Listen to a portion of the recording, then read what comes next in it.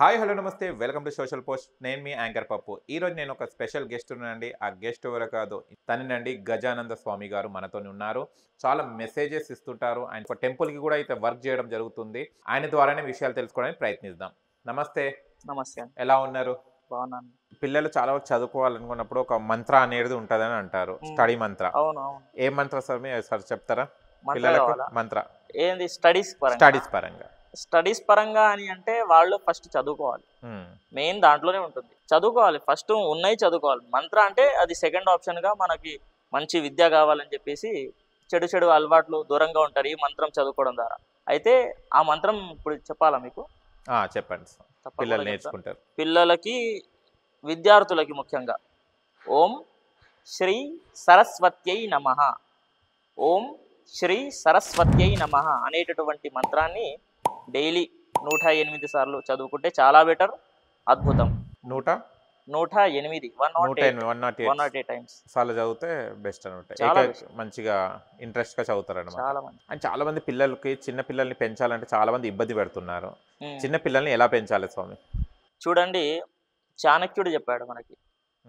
ఏం చెప్పాడు అని అంటే 5 సంవత్సరాల దాకా గారాభంగా పెంచండి, అతి గారాభంగా పెంచండి, తప్పేమీ లేదు.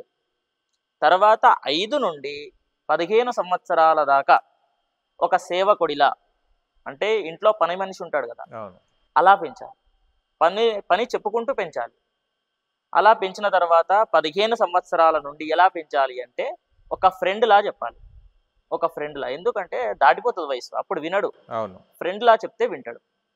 కాబట్టి ఇప్పుడు తప్పేం చేస్తున్నారు మనుషులు ఏంటి అని అంటే 5 సంవత్సరాల నుండి 15 సంవత్సరాల దాకా అతి గారాభంగా పెంచి అన్ని ఇక ఏదో లైట్ తీసుకొని చాలా నా కొడుకే మంచోడు నా ఏమీ చెప్పకుండా పెంచుతారు. చివరికి 15 సంవత్సరాలు వచ్చిన తర్వాత వాడు తప్పు చేసేటప్పుడు అప్పుడు చెప్పడం ప్రారంభం చేస్తారు.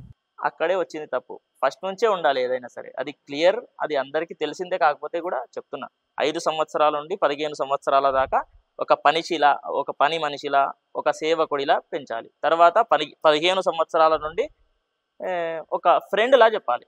అప్పుడు వింటాడు మనిషి. అలా పెంచితే ఒక మంచి స్థాయిలో ఉంటాడు. లేదంటే వాళ్ళకే తిరుగుతాడు, వాళ్ళకే రివర్స్ జవాబు ఇస్తాడు. ప్రతిదీ చెప్పుకుంటూ వెళ్ళిపోవాలి. అదే better. Thank you so much. చాలా విషయాలు తెలుసుకుందాం అండ్ మరిన్ని విషయాలు మన వేరే వీడియోలో కలిసి చెప్పుకోవడానికి ప్రయత్నిద్దాం. తప్పకుండా. Thank you so much. చూశారు కదా ఫ్రెండ్స్, మీకు గనక మా వీడియో నచ్చింది లైక్ చేయండి, షేర్ చేయండి, కామెంట్ చేయండి, సబ్స్క్రైబ్ ఛానల్ అక్కడ గంట సింబల్ టంగును కొట్టండి. నేను మీ యాంకర్ పప్పు. Bye bye.